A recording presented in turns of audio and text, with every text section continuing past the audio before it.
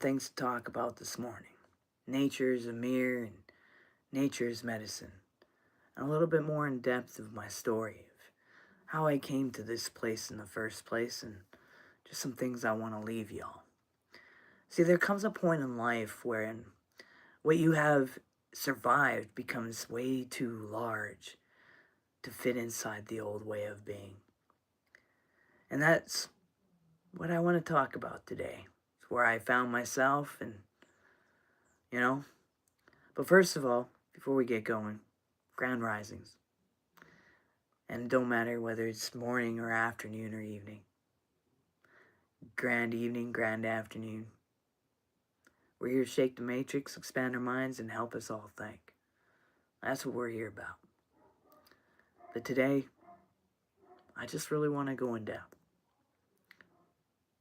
I want to share a part that maybe I haven't gone as in depth with. I mean, I've talked about laws, but not as in depth.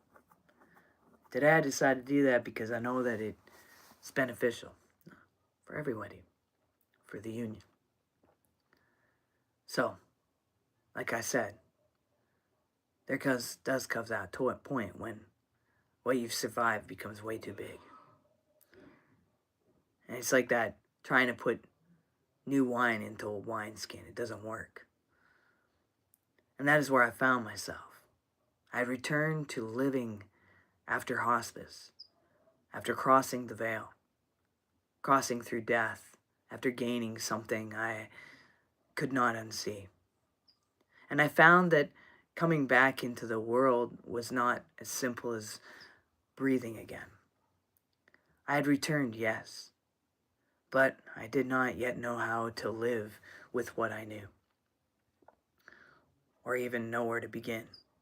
See, the world had kept turning, kept going, kept spinning. People were still shopping, still living their lives, still talking, still planning, performing, arguing, and they still knew me with who was before the one who went through the veil. And everyone's still proving and moving and through familiar rhythms of ordinary life. And there I was. But I was no longer the same person who had left it. I was no longer that person. I had gone somewhere else.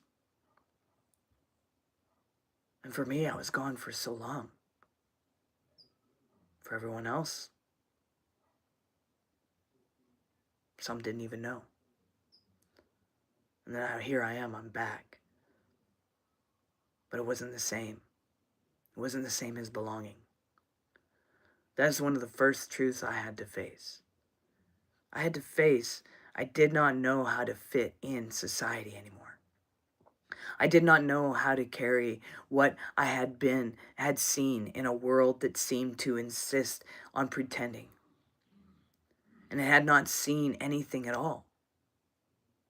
Everything felt amplified.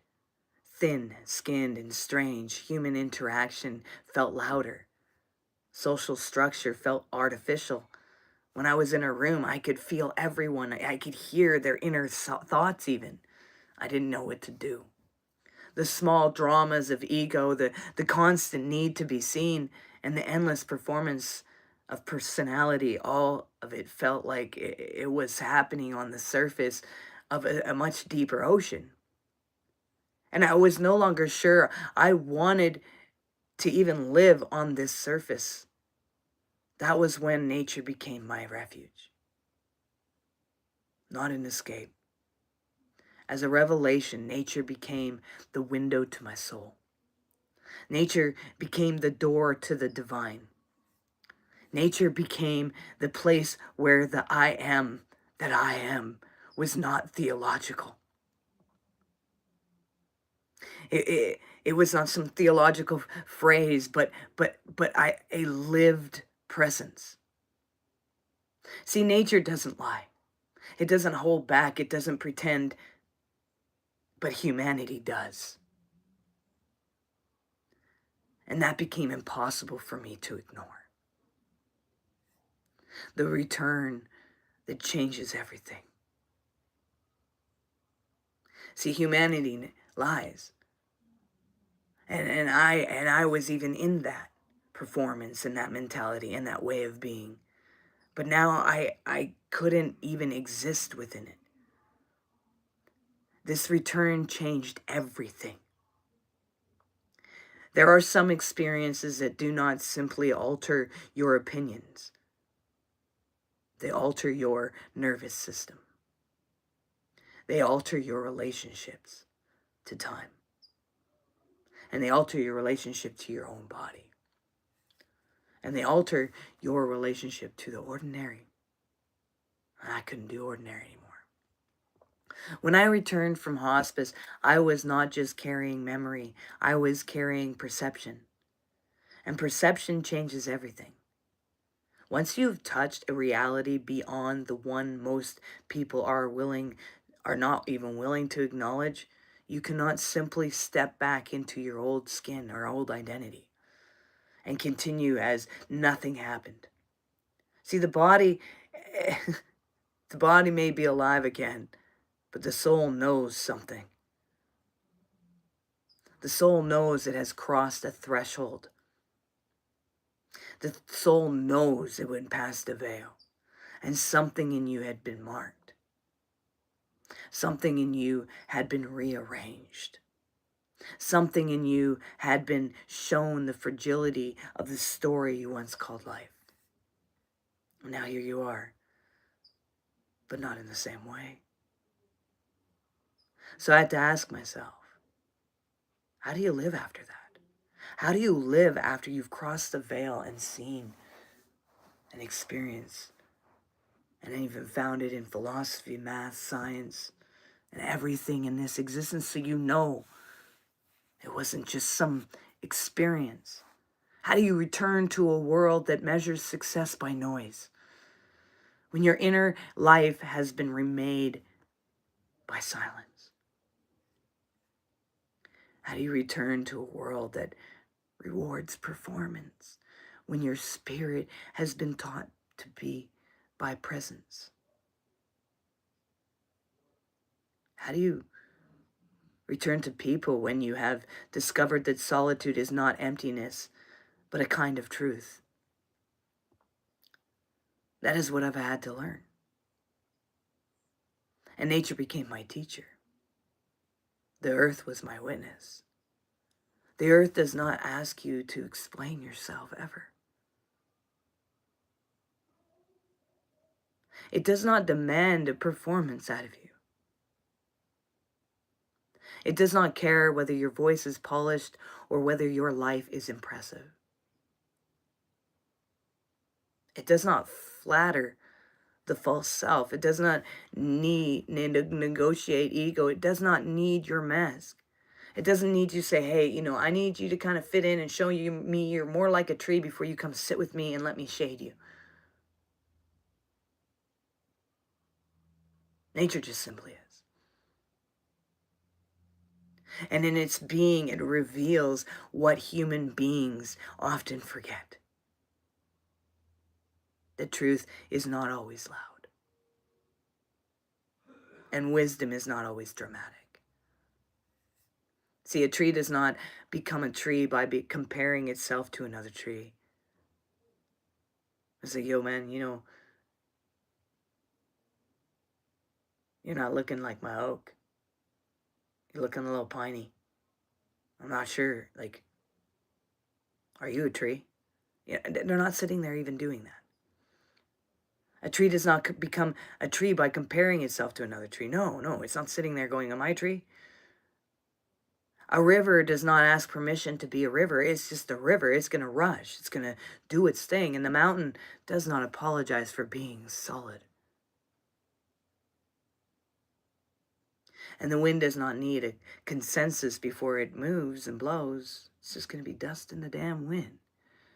Nature is honest in a way that human culture often is not. Human culture teaches us to present, to perform, to curate, to impress, to conceal, to compete, to compare. Nature teaches us to be. That difference matters. Because when I sat in the desert, when I stood under the sky, when I walked among open land and silence and stillness, something in me began to settle. I'd spent so much of life trying to understand myself through other people's reflections, but nature reflected me without distortion.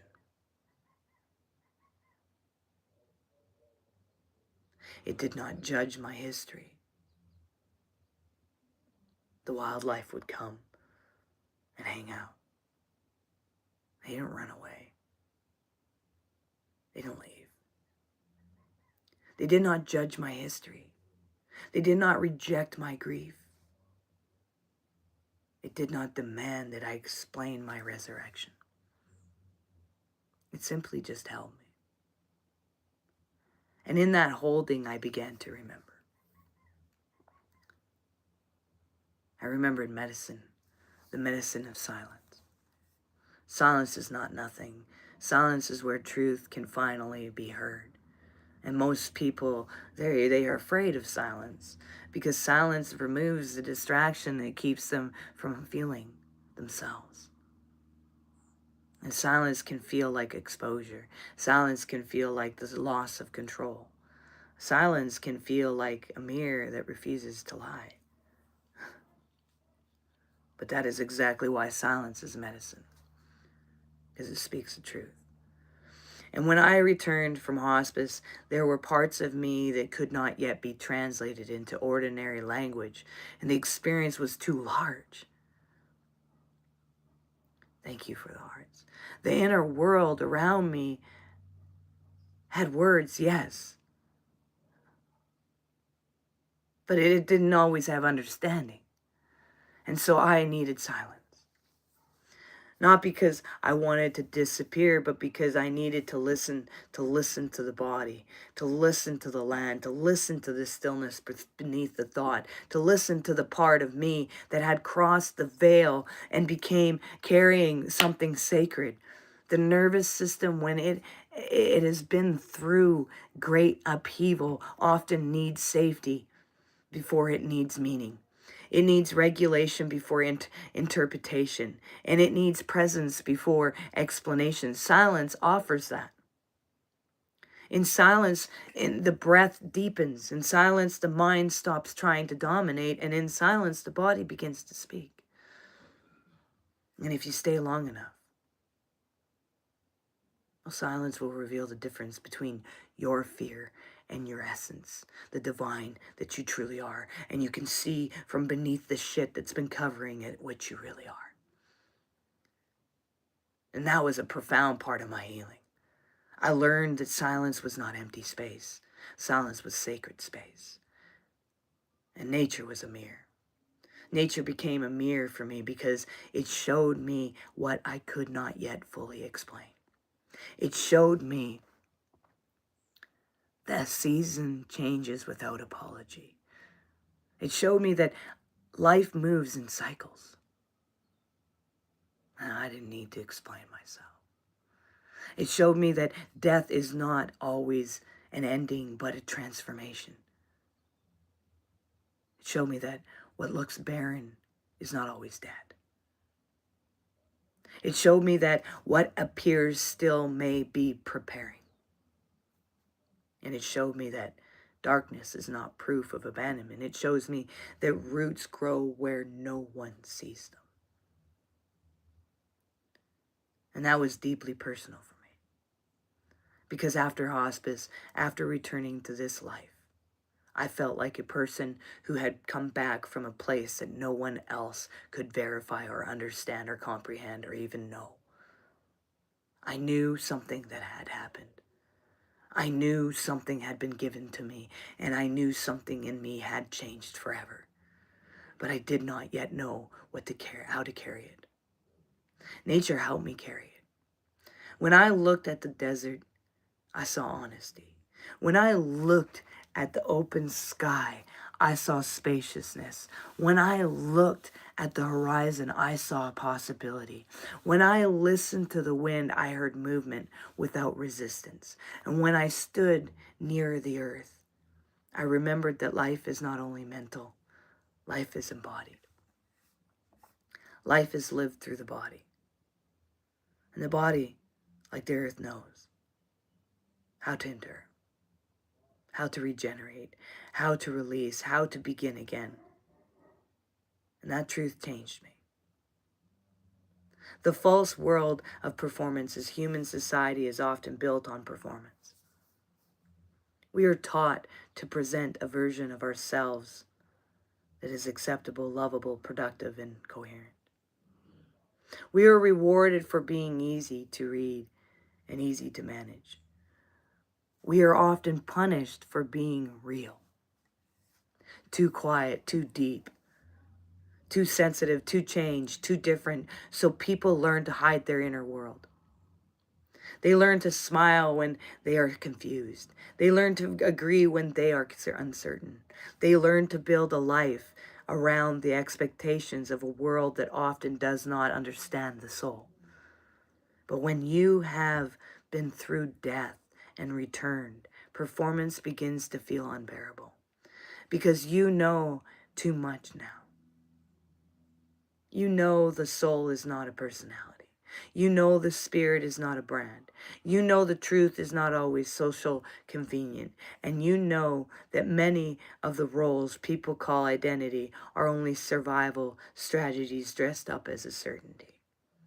And this is why nature became so important to me. Nature did not ask me to perform. Nature asked me to be present. And presence is a far more honest form of life. Psychology and the body memory. You see, psychology tells us that the body carries experience. That is not just a metaphor. The nervous system holds memory. The body learns patterns. The mind organizes meanings around what the body has survived, and that is why people can leave a traumatic event and still feel the event living inside them.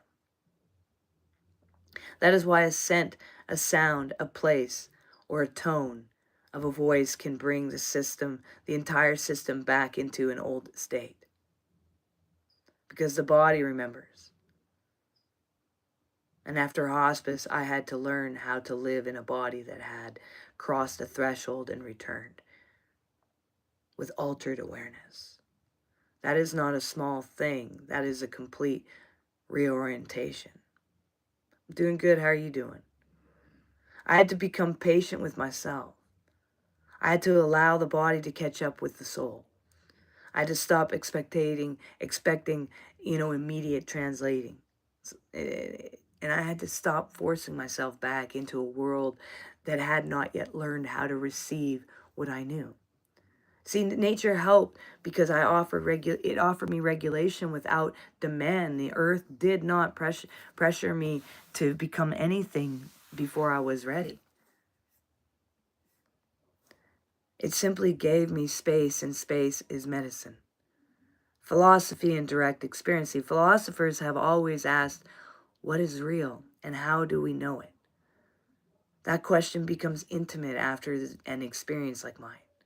Because once the old world has been shaken, you no longer trust appearances alone at all.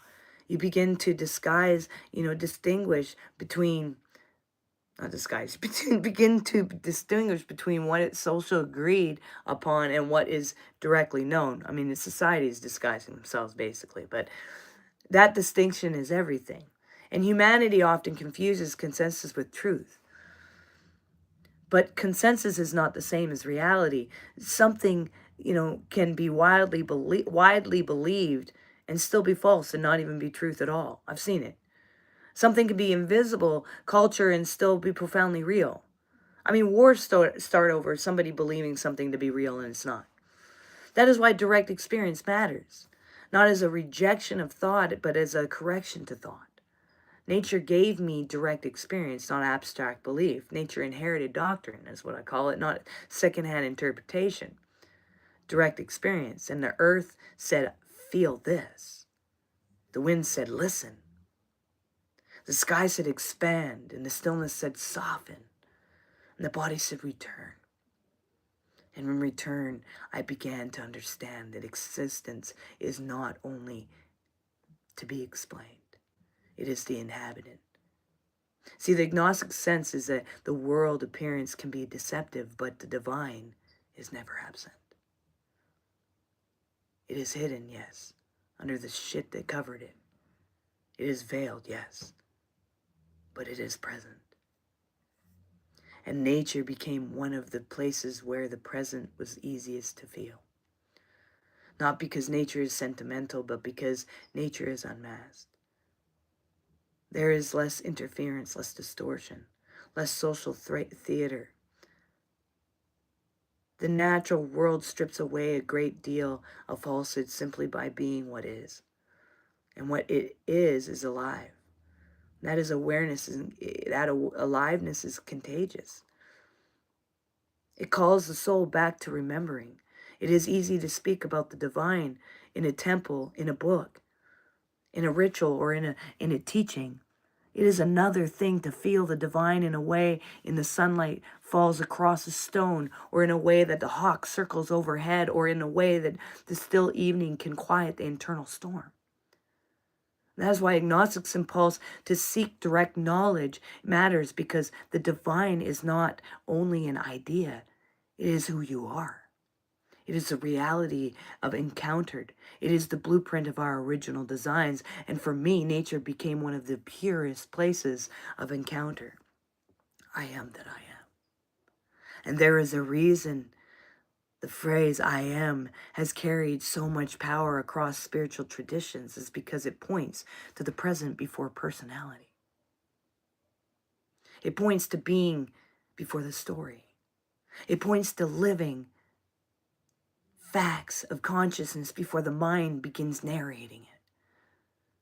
And when I say nature became the doorway to the divine, I am also saying nature brought me back to who I am. I am that I am. I am not Ariel. I am not a role. I am not this wound. I am not this reputation. I am. And that is where the false self loses self-authority. That is where reality begins to simplify. And when you stand in nature long enough, without needing anything, from it expect truth. And then you can feel what has always been there beneath the noise. The witness, the presence, the divine current, the living awareness that was never broken. It was only buried beneath the survival.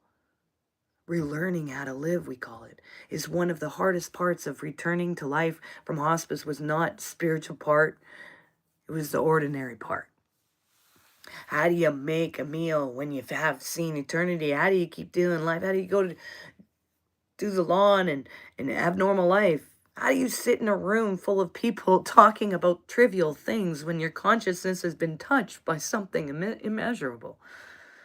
How do you schedule a day to answer messages, carry obligations, and still remain faithful to the depth you have now known? That is the real challenge. And I think many people have had profound awakening struggle here too, is that because the world wants the awakened person to become normal again. But normal is often just a collective sleep that with better furniture. And so I had to learn a different way.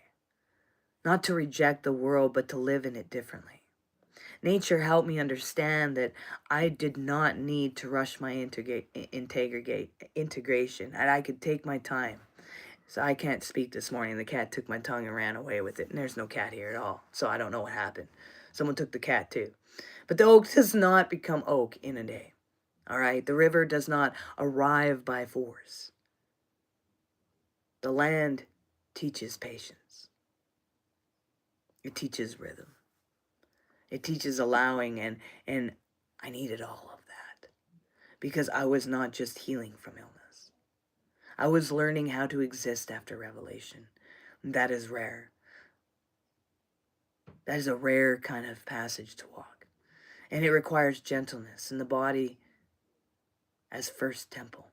Yeah, I said it. See, we speak often about the soul, but the body is where the soul lived. The body is not the enemy. The body is not a prison. The body is the instrument. The body is the altar. The body is the first temple. And nature taught me to honor that. You know, the way I walked changed. The way I breathed changed. The way I rested changed. And the way I listened changed. The way I moved through light and heat and wind and open air changed. Because I stopped treating my body like something to control and started treating it like something sacred to inhabit. And that shift matters. See, a person cannot fully present while at war with their own embodiment. Nature helped me soften that war. Thank you. It reminded me that I was not a mind floating above a body. I was a living being relationship with the earth. And that relationship became healing. The divine in the living world. See, there is something profoundly healing about realizing that the divine is not only in idea. It's not only in ideas, but in living things. It's in your breath, in trees, in silence, in stars, in soil. The monad is everywhere, in the desert, in the rhythm of the day and night, in the turning of seasons, in the intelligence that flows do not have to ask permission to bloom, in the intelligence that tells seeds when to break, in the intelligence that lets rivers carve stones over time. It is not just poetic. It is instructive because the natural world models a reality human beings often forget. Life is not forced into becoming. It unfolds in alignment. And perhaps that is why I was so deeply restored by nature after hospice. Because nature did not ask me to justify what had been happened to me. Nature just asked me to witness what remained true. And what remained true was this. I was still here. I was still alive, and I was still aware, and I was still able to love, and I was still able to listen, and I was still able to begin again in truth and that truth and humanity. See, nature does not lie to us, but humanity does. Oh yeah, they'll say all kinds of things. They'll make commitments, promises, and they'll make up stories. They'll do all kinds of things. And that statements may sound harsh to hear, but it is also clarifying because it's real. Humanity lies when it is afraid, okay? Humanity lies when it wants power. Humanity lies when it wants to maintain an image.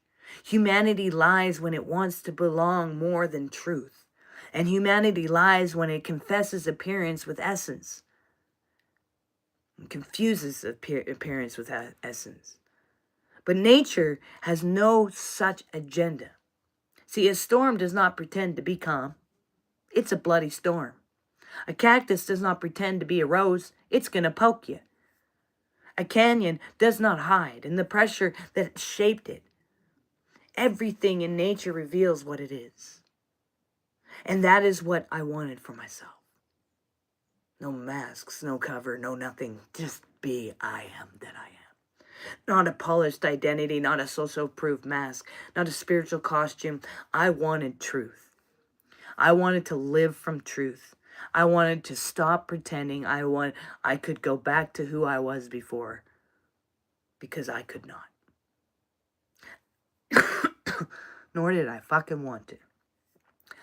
What I wanted was to become honest, enough to live as who I was now. That was the real initiation. To reclaim of self does not always look dramatic.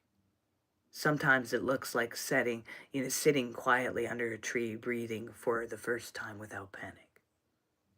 Sometimes it looks like standing in the wind and realizing you are not lost. And sometimes it looks like learning to trust your own thoughts again after being flooded by too many other voices. Sometimes it looks like walking slowly enough to feel the ground. Sometimes it looks like saying no to noise. And sometimes it looks like saying yes to silence. And sometimes it looks like sitting with your grief long enough for it to become wisdom. And sometimes it looks like choosing the earth over performance. The reclaiming of self is not a conquest. A return to what is simple, a return to what is real, a return to what cannot be faked. And for me, that return happened through nature. So if I could leave you with one message, I want to leave you with this. The earth will tell you the truth if you are willing to listen. And the wind will tell you the truth if you are willing to slow down. And the trees will tell you the truth if you're willing to stop performing. And the silence will tell you the truth if you are willing to stay. And the body will tell you the truth if you are willing to return. And what I found after hospice was not only I had survived, it was that I had to learn to live differently now that I had returned. And nature was one of the one places that kept showing me the way. Not because it gave me an answer, but because it reminded me of who I was beneath the noise. The window to my soul I call the open there. The doorway to the divine open there. The I am that I am spoke there. And what it said was simple. Come home. So I have been, and I did, and I'm still coming home. That is a work. That is a healing. That is the truth, and that is why nature became my mirror, my medicine, my return. Peace and love. See you guys tomorrow.